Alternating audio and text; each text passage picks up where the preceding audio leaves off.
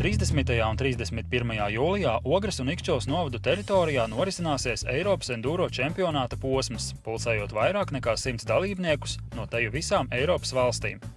Par sacensībām plašāk stāsta to galvenais organizators un kādreizējais Eiropas enduro čempions Artūrs Robežnieks. Tātad sacensības notiek Ogres un Ikšķils novados. Starts ir Ogrē. Uz Ikšķils un Ogres robežas tieši. Ogrē pie ledus halles starta vieta.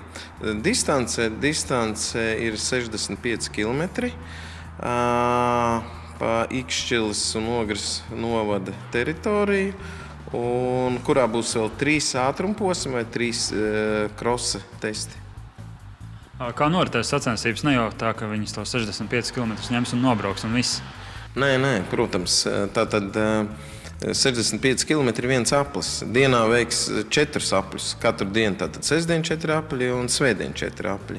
Un šajos 4 apļos vēl ir ātruma posmi, kur tiek ņemts laiks atsevišķi.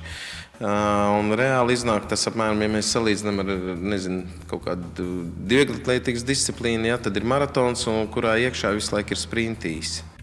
Dalību šajās sacensībās jau apstiprinājuši arī vairāki Latvijas labākie enduro pārstāvji, kuri noteikti centīsies konkurēt ar citu valstu motobraucējiem.